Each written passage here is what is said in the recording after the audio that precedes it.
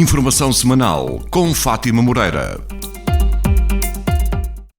Olá, boa noite, seja bem-vindo ao Informação Semanal deste sábado, 6 de fevereiro, aqui no Novo Canal, o programa que lhe faz o resumo das principais notícias da região desta semana. Foi precisamente esta semana que começou a segunda fase da vacinação, que irá abranger mais de 900 mil idosos e doentes.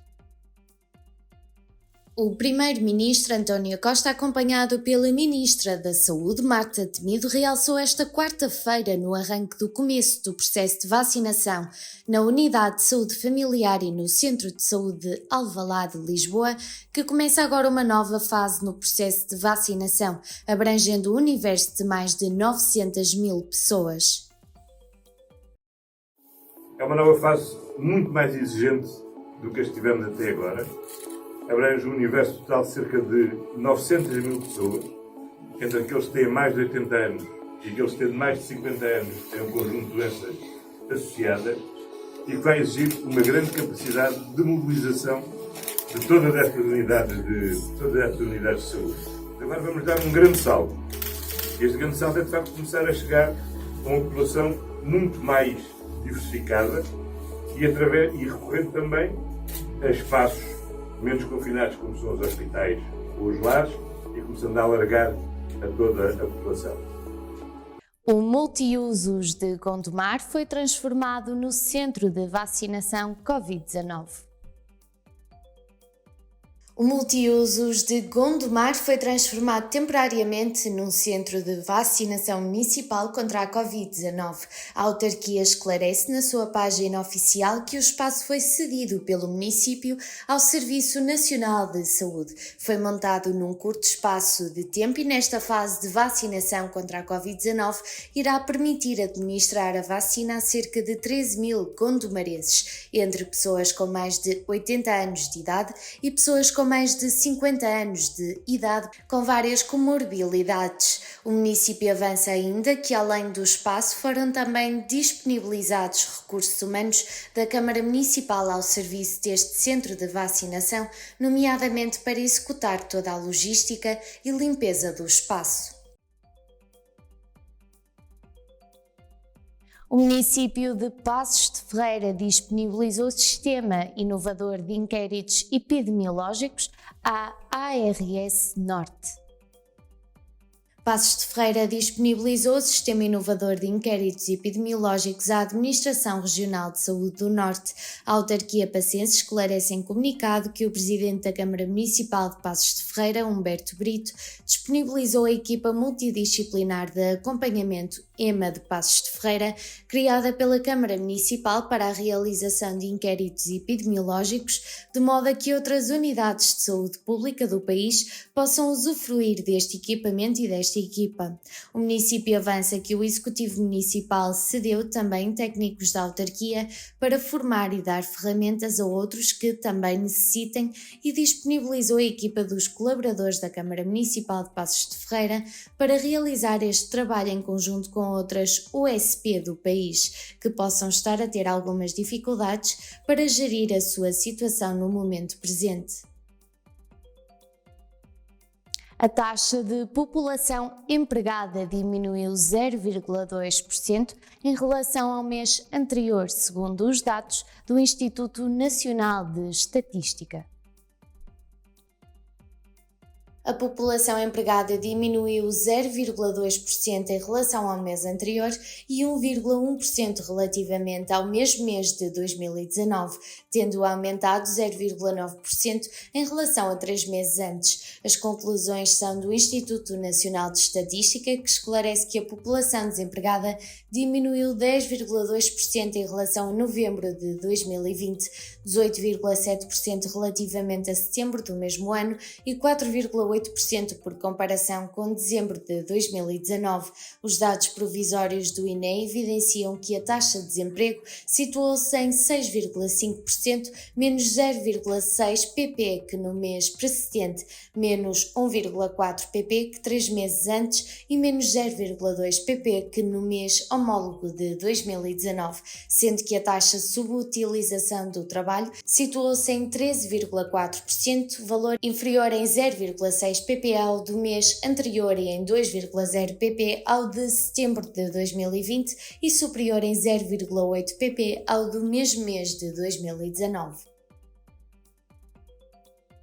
Foi aprovada esta semana a aquisição de mais 15 mil computadores por parte do Governo.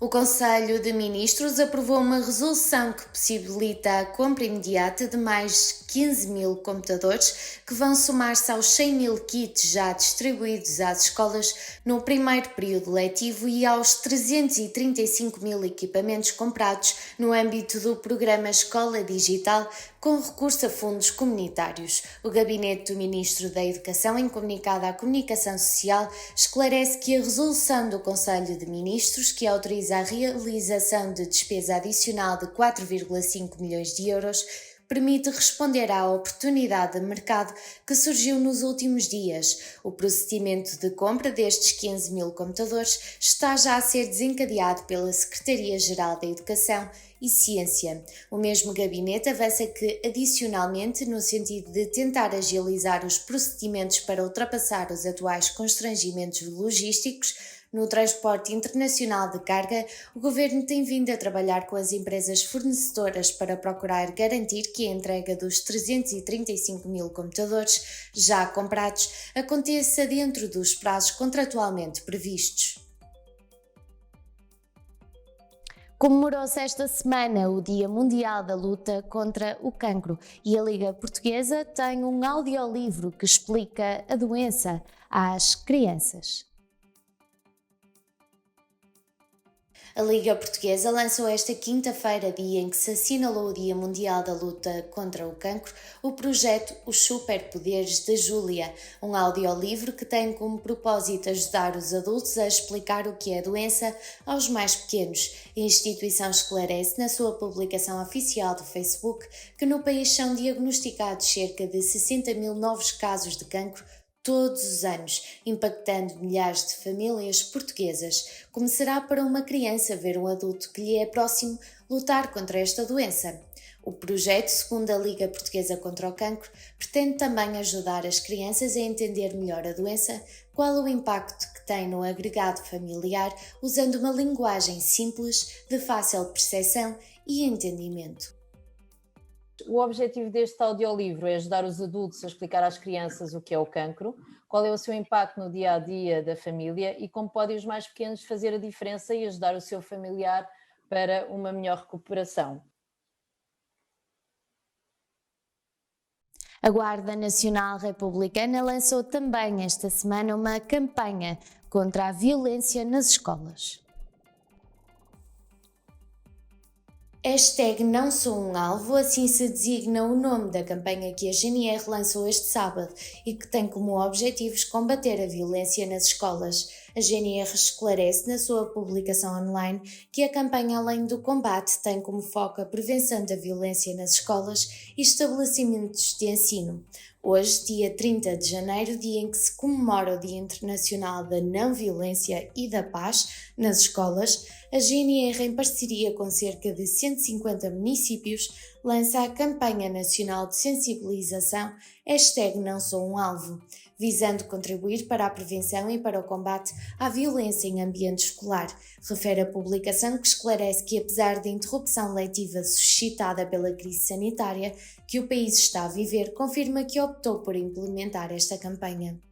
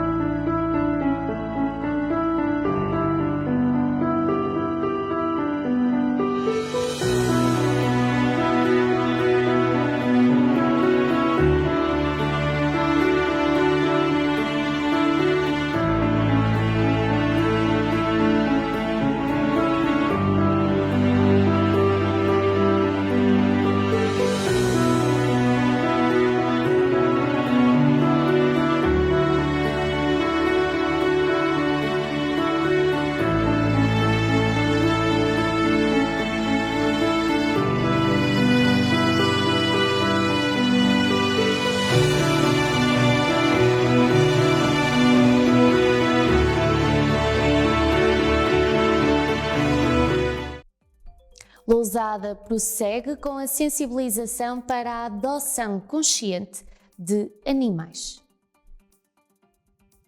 Sensibilizar para a adoção consciente e responsável de animais é o lema da campanha Adota-me, uma iniciativa da Câmara de Lousada. A campanha pretende promover a adoção responsável de animais de companhia e pretende também reduzir os custos associados ao processo e, simultaneamente, combater o abandono de animais de companhia e de todos os problemas ambientais, sociais e económicos. Os animais podem ser visitados no canil municipal por marcação, sendo entregues gratuitamente já vacinados, esterilizados e com chip de identificação aos novos donos. Paços de Ferreira alargou a área de lazer do Parque Urbano e criou um bosque ribeirinho. Paços de Ferreira vai alargar a área de lazer do Parque Urbano para a zona vizinha das piscinas municipais e do Estádio Capital do Móvel, criando um bosque ribeirinho. A autarquia esclarece na sua publicação oficial online que o novo equipamento tem como objetivos promover o melhoramento e a valorização desta paisagem e do ambiente num conceito integrado que respeita a identidade do lugar. Além da criação de percursos para realizarem caminhadas, o bosque ribeirinho irá proporcionar vistas com extensos prados verdes abertos e moldurados por centenas de novas árvores, troncos para sentar e charcos de chuva temporários. A vila de Abragão, em Penafiel, ganhou mais um baloiço com uma vista única para o território. A Vila de Abragão, no concelho de Penafiel, ganhou mais um baloiço que permite desfrutar da natureza e com uma vista única sobre o território. Designado de Baloiço do Picoto, por se situar no alto do Picoto, em Abragão, a iniciativa de construir este equipamento foi do Rodativa BTT, grupo de amigos aficionados pela natureza e pela prática de desportos ao ar livre, como é o caso do BTT Trail e Caminhadas. Tiago Azevedo, que integra a Rodativa BTT, realçou em nota enviada ao Novo Canal que com esta iniciativa o grupo pretende proporcionar momentos de lazer num cenário deslumbrante sobre a natureza, Abragão e o rio Tâmega, num local com um cenário lindíssimo, passando a vila a dispor de dois baloiços, o baloiço da Ponte do Canal e o baloiço do Picoto. Esta semana foi aprovada por maioria na Assembleia da República a legalização da eutanásia. A Assembleia da República aprovou com 136 votos a favor a legalização da morte medicamente assistida. Os grupos parlamentares do PS e do PSD deram liberdade de voto aos respectivos elementos de cada uma das bancadas. José Luís Ferreira, deputado do Partido Ecologista Os Verdes, referiu-se à lei da eutanásia como sendo equilibrada, sensata e justa, manifestando que a mesma garante o cumprimento dos critérios legais. O deputado dos Verdes esclareceu que o seu partido irá continuar a defender os investimentos necessários nos cuidados paliativos. A Conferência Episcopal Portuguesa exprime indignação e tristeza face à legalização da eutanásia. O Conselho Permanente da Conferência Episcopal Portuguesa manifesta tristeza e indignação face à aprovação desta sexta-feira na Assembleia da República da Lei da Eutanásia, com 136 deputados a votarem a favor, 78 contra e 4 abstenções. A SEB esclarece em comunicado que a aprovação da lei que autoriza a eutanásia e o suicídio assistido surge numa altura em que o país continua a ser assoberbado pela crise sanitária e pelo aumento do número de novos casos e óbitos. É um contrassenso legalizar a morte provocada neste contexto, recusando as lições que esta pandemia nos tem dado sobre o valor precioso da vida humana, que a comunidade em geral, e nomeadamente os profissionais de saúde, tentam salvar de modo sobre-humano, refere o comunicado.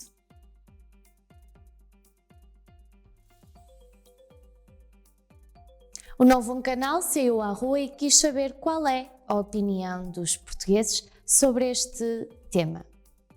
Sou a favor a partir do momento em que a pessoa está mesmo na fase terminal, ou seja, não há nada a fazer, a pessoa está a sofrer imenso, está nas últimas. Portanto, a partir daí, sou a favor da eutanásia. Contra, eu acho que não temos o direito de matar ninguém, não é? Eu tenho visto a par disso.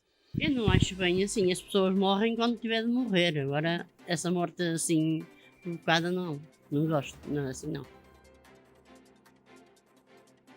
Minha opinião é que não estou de acordo, porque os enfermeiros estão com muito trabalho, muitos cuidados, os médicos, o pessoal técnico, e por fim o doente acaba por se matar de uma forma assim, acho que não está bem. Se tiveram as pessoas a trabalhar, para quê? Para nada? Não sou a favor que se acabe com a vida humana antes de chegar o tempo de querer ser humano. É a consciência de cada um, não é? O penafidelense e treinador Abel Ferreira venceu no passado sábado a Taça Libertadores, ao comando do Palmeiras. O penafidelense Abel Ferreira venceu este sábado ao serviço do Palmeiras a Taça Libertadores, ao derrotar na final o Santos pela margem mínima, 1-0, num jogo disputado no Maracanã, Rio de Janeiro. O único golo do encontro foi obtido já no prolongamento por Breno Lopes aos 99 minutos, naquela que é a principal competição de futebol entre clubes profissionais da América do Sul. Refira-se que Abel Ferreira foi o primeiro técnico português ao serviço do Palmeiras a obter este troféu, igualando Jorge Jesus, que em 2019, ao serviço do Flamengo, tinha também conquistado esta competição.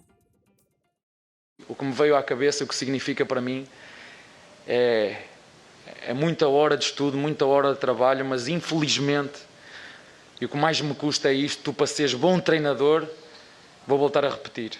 Isso custa-me, isso dói-me, porque não consigo ter os dois mundos. Sou pior pai, pior filho, pior tio, pior marido, pior irmão. É verdade, sou o melhor treinador, não tenho dúvidas nenhumas, mas perco isto tudo. E não há dinheiro nenhum que recupere. E é por isso que eu vos digo que choro na minha travesseira.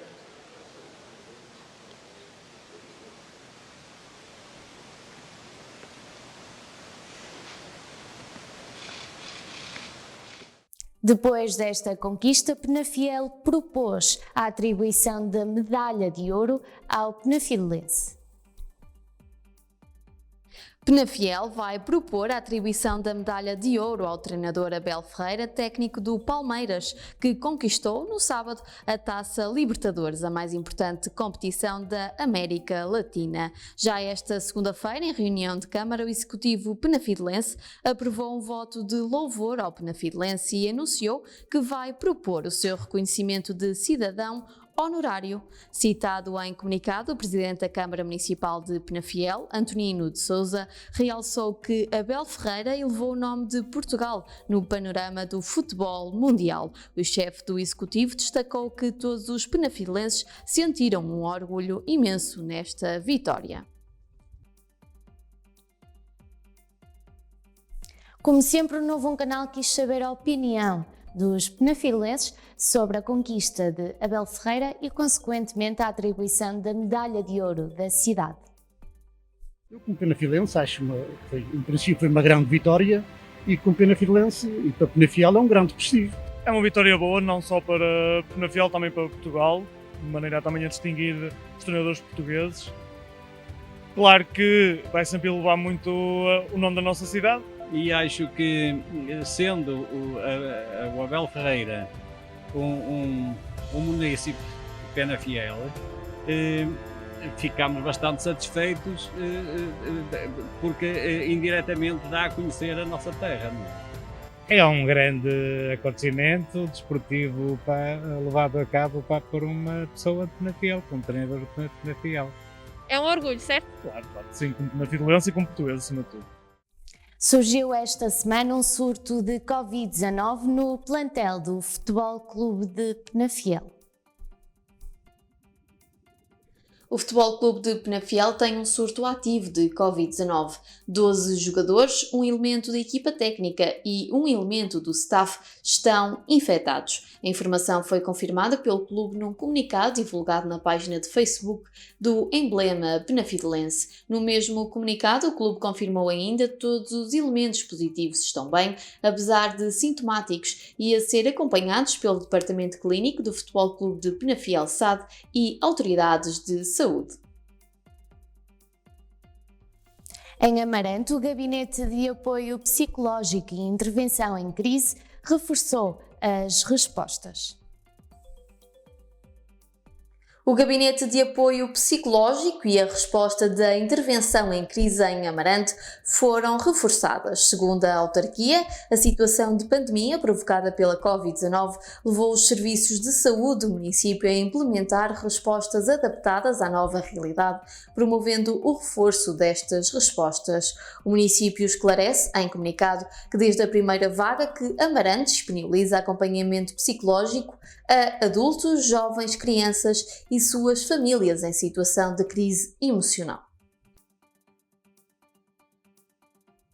Continuando no concelho de Amarante, o Novo Canal recebeu no programa especial Informação o seu presidente da Câmara, José Luís Gaspar. Fez um balanço destes últimos 3 anos de mandato e deste ano pandémico de Covid-19. Muito bem, antes de mais, permita-me que cumprimente o Miguel Ângelo e na sua pessoa, cumprimentar obviamente todos os espectadores do Novo Canal. É a primeira vez que falo convosco e, portanto, espero que esta seja a primeira de muitas. Muito obrigado. E quero-vos agradecer o facto de terem vindo a Amarante e podermos ter aqui esta conversa sobre este território também, que faz parte da cobertura que o Novo Canal também tem, em que aqui a região do Baixo Tâmega também faz parte do vosso território, não é? Que vai até, até ao Douro e, portanto, sejam bem-vindos. Muito obrigado mais uma vez. A Amarante. Vamos agora para uma curta pausa de 30 segundos para compromissos publicitários. Voltamos na segunda parte com Diogo Meireles para comentar temas da atualidade.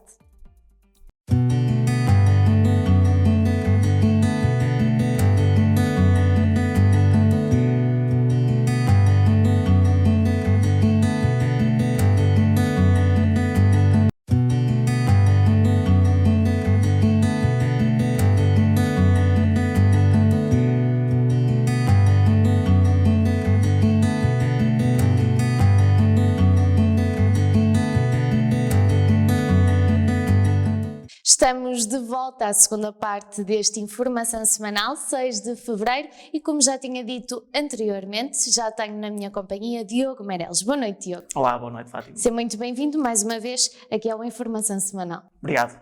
Os temas que nos trazes hoje são um bocadinho diferentes daquilo que estamos habituados a ver nos programas de comentários aqui no Novo Canal. Por norma são temas que têm estado muito na praça pública, a eutanásia, a vacinação, mas hoje trouxeste-nos temas pertinentes e que provavelmente os nossos telespectadores ficarão agarrados para perceber o que é. O primeiro será a regulação e liberalização dos mercados financeiros, o caso GameStop. O que é isto, Diogo? Bem, nas últimas semanas explodiu uma revolta, a primeira revolta popular financeira com o caso GameStop. O que é que aconteceu? As ações da GameStop explodiram num espaço muito reduzido, num espaço de alguns dias. A cotação em bolsa das ações da GameStop subiram abruptamente. Mas qual é que foi o problema do caso GameStop? É que havia uma série de empresas financeiras, de hedge funds, que estavam a apostar na baixa das ações da GameStop. E houve um conjunto de pessoas que, através de uma plataforma digital, começaram a investir achando que as ações iriam subir. E o que é que acontece? Nos mercados financeiros há 2 tipos de transações. Nós podemos apostar em ações em long term e short term.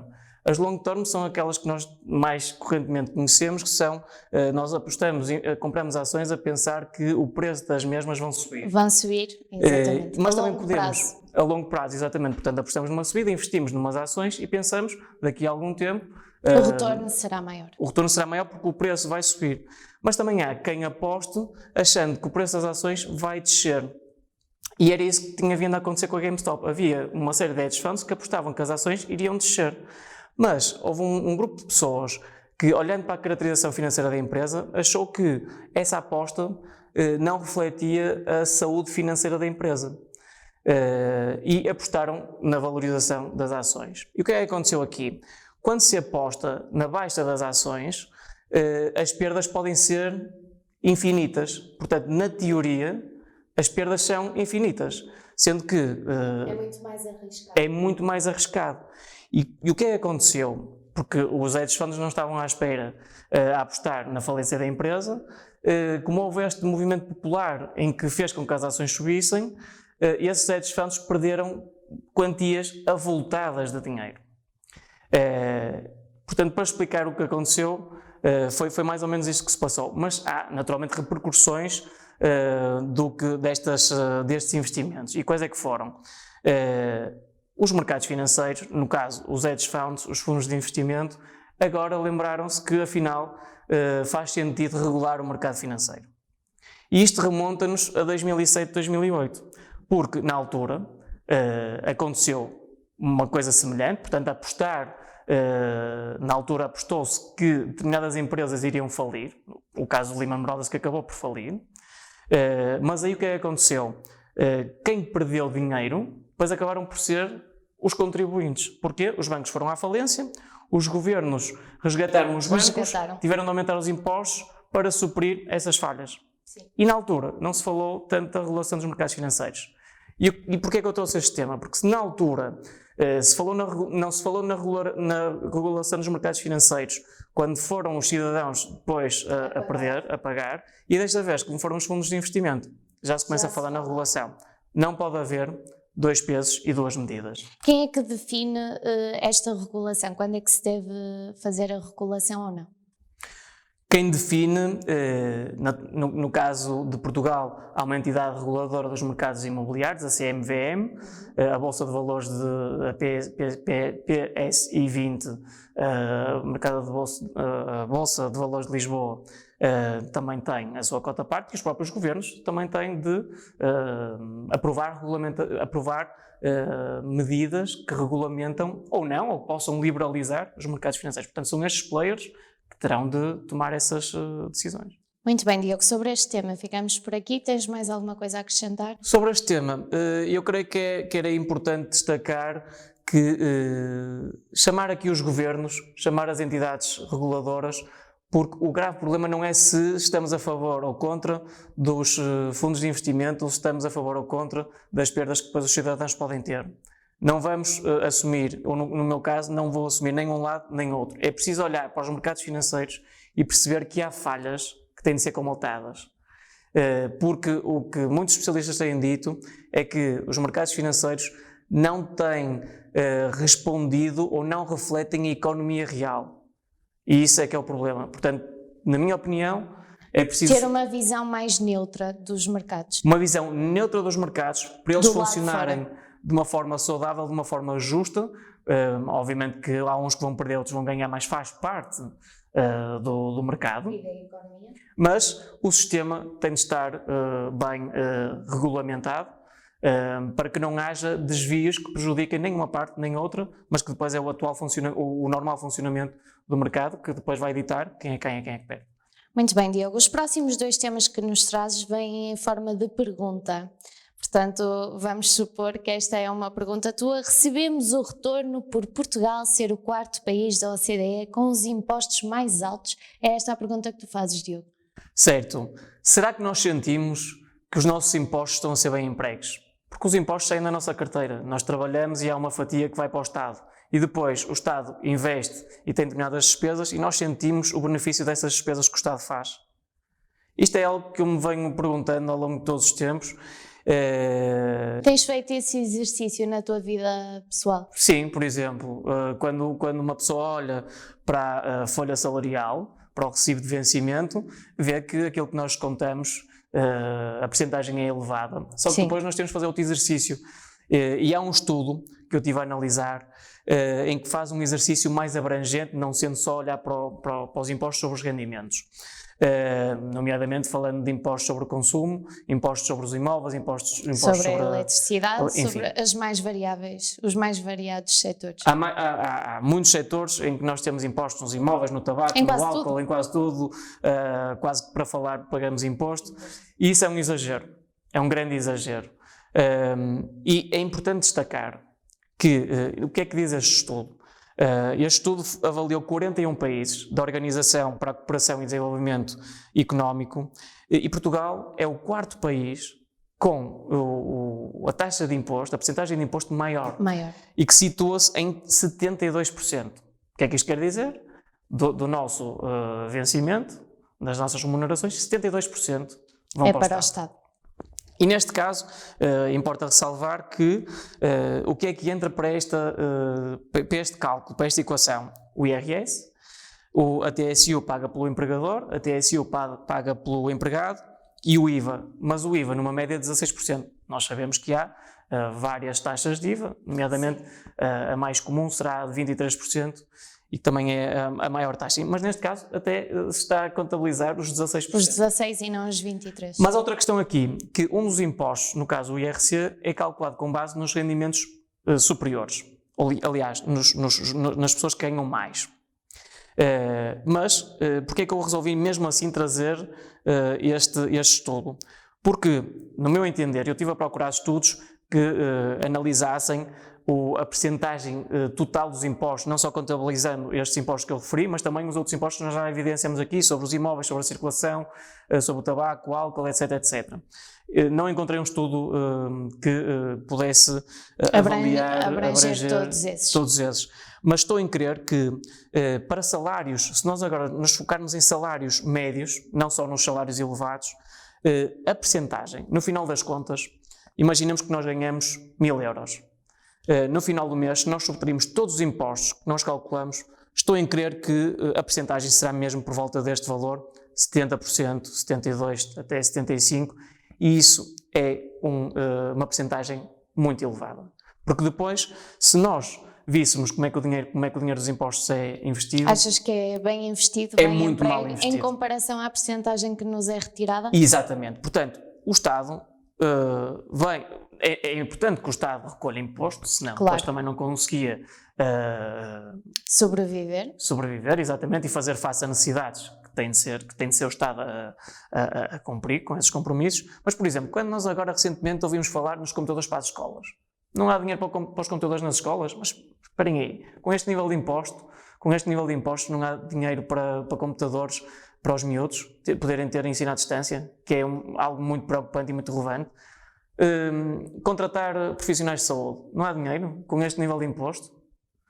E há uma série de ajudas à cultura, não há dinheiro para ajudar os profissionais da cultura com este nível de imposto. Ajudas e assim à restauração, sim. Isto é uma reflexão que eu resolvi trazer, porque, no meu entender, é um nível de imposto em Portugal muito elevado. Mais vale a pena não haver impostos tão altos, o dinheiro estar na economia, estar nas pessoas, as pessoas gerem melhor o dinheiro que o próprio Estado. Mas, obviamente, tem de haver impostos para o Estado em setores essenciais, nomeadamente na coesão social, na solidariedade social, no apoio a desempregados e na educação, na saúde, que realmente têm de ter dinheiro para fazer face a essas despesas. No resto, eu acho que as pessoas gerem melhor o dinheiro do que o Estado. Muito bem, Diogo. Para quem quiser ter acesso a este estudo, como é que pode fazê-lo? Qual é o nome do estudo? Certo.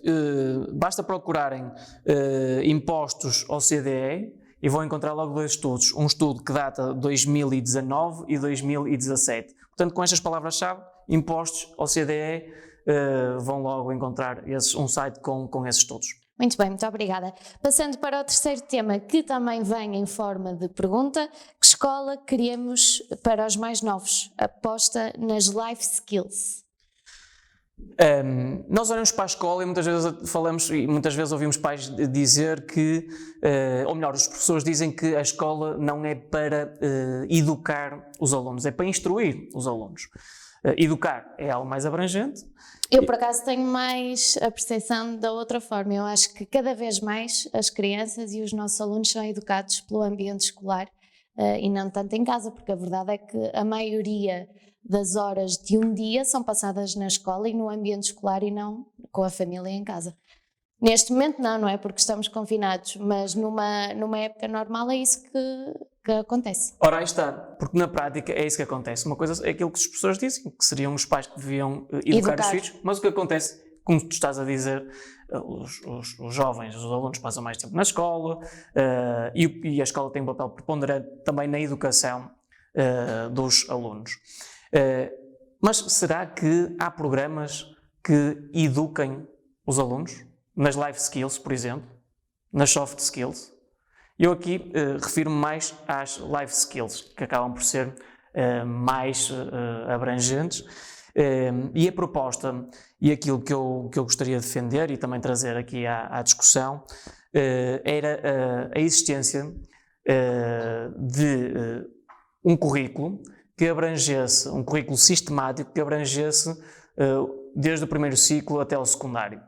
Algo que fosse sustentado, algo que fosse construído de uma forma sólida, em que um aluno do 5º ao 12º ano tivesse um currículo em que abarcasse vários temas de life skills e que o ajudassem nesse tal desenvolvimento pessoal e na tal educação e não instrução, porque a instrução estamos a falar de matérias hard, como é a física, a química, a matemática, o português. Sim. Não estamos a falar disso. Mas coisas, aptidões para o dia-a-dia, não é? De qualquer cidadão. Exatamente. Nós temos muita impressão que as crianças, os adolescentes saem da escola e não sabem minimamente aquilo que é a vida de um adulto. Não estão preparados Não estão preparados para a transição para a vida adulta. E eu posso dar aqui alguns exemplos dos temas que esse currículo podia abranger.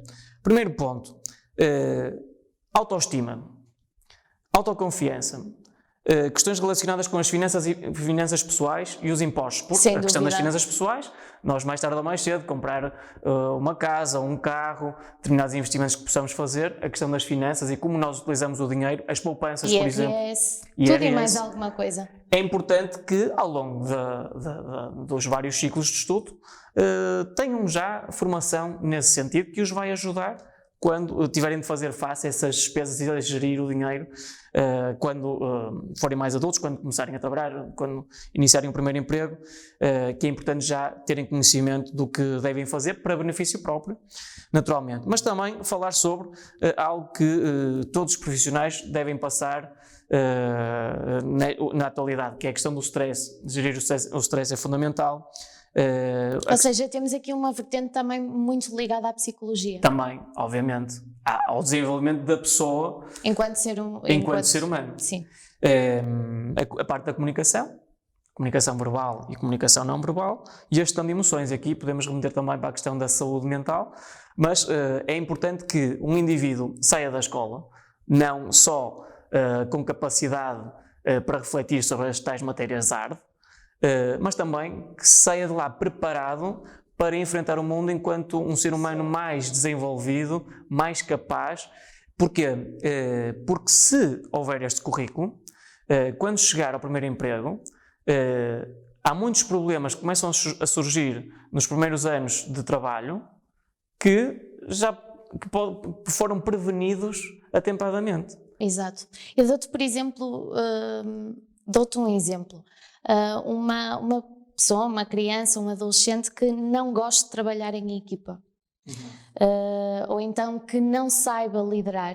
Isso também é importante, o trabalho em equipa, a liderança, como liderar uma equipa, como fazer parte de uma equipa, isso também seria importante. Sem dúvida nenhuma, também faz parte das life skills, e aqui estamos a falar do relacionamento interpessoal. Portanto, isso não se ensina na escola? Não se ensina. Eu acho que cada vez mais, por acaso a questão do relacionamento interpessoal, não se ensina como se deveria ensinar. Mas eles passam por isso. Nos trabalhos de grupo, quem é que lidera o grupo, sim. Acabam por passar por isso, mas é quase como atirar os alunos aos leões, como se costuma dizer. Não são fornecidas técnicas e ferramentas para o fazerem. Exatamente, não são fornecidas técnicas para, nesses tais trabalho do grupo, eles saberem o que é que poderá ser melhor para eles, quem é que deverá liderar a equipa, como é que se deve trabalhar em equipa, como é que devem ser essas relações em grupo. Não têm acesso a esses conteúdos na escola. Apenas têm os trabalhos de grupo, mas os professores não os ajudam a tirarem melhor partido dessa experiência prática, que também é importante. Muito bem, Diogo. Sobre estas life skills, temos tudo?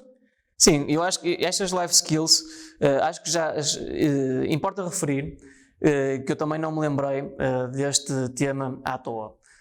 Nos últimos tempos eu tenho lidado com muitos jovens, sobretudo do ensino secundário, mas também do ensino superior, e é engraçado que são eles próprios que sentem a necessidade de terem acesso a estes conteúdos, a este currículo. Portanto, eu já achava que seria necessário sim, pela eles tua terem opinião acesso, própria. pela minha opinião própria, mas saber que são eles próprios que pedem ter acesso a estes conteúdos, eu acho que só falta aqui uma coisa, é o próprio governo implementar este currículo nas escolas o mais rápido possível para benefício de todos, porque se estou em crer que se o governo e aqui depois as escolas privadas, elas terão as suas próprias decisões, senão também não seriam instituições privadas. Mas também poderia começar por essas mesmas instituições privadas, um diretor de uma delas ter a capacidade de começar algo do género na sua própria instituição, e nós sabemos que quando uma começa e eventualmente as outras vão atrás, se for uma boa ideia e um bom projeto, as outras vão acabar por continuar esse mesmo projeto. E isso é uma excelente questão, porque se nós queremos resolver as desigualdades sociais, e muito se fala em igualdade, e igualdade é isto mesmo, porque os alunos no privado têm mais acesso a este tipo de conteúdos porque essas escolas já tomaram essa iniciativa. E o governo está à espera de quê? Como é que se combate a desigualdade? Os alunos que estão no privado têm mais benefícios no acesso a este tipo de conteúdos do que a escola pública. E na escola pública tem de se investir nestes temas o mais rápido possível para diminuir equilibrar e temos uma sociedade cada vez melhor, de seres humanos mais desenvolvidos, profissionais melhores e pessoas melhores.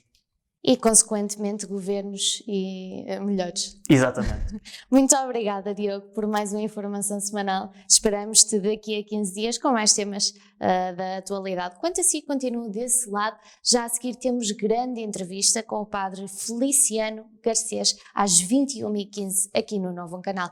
Pode sempre acompanhar este fim de semana também o Circos Novum, domingo às 10 da manhã, e o E-Psicológico às 21h15. Por isso, tem todos os motivos para continuar desse lado. Uma boa noite e um bom fim de semana.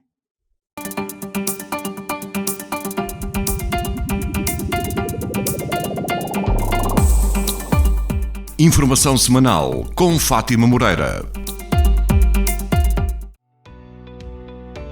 Novo Canal. Sempre Novum, sempre seu.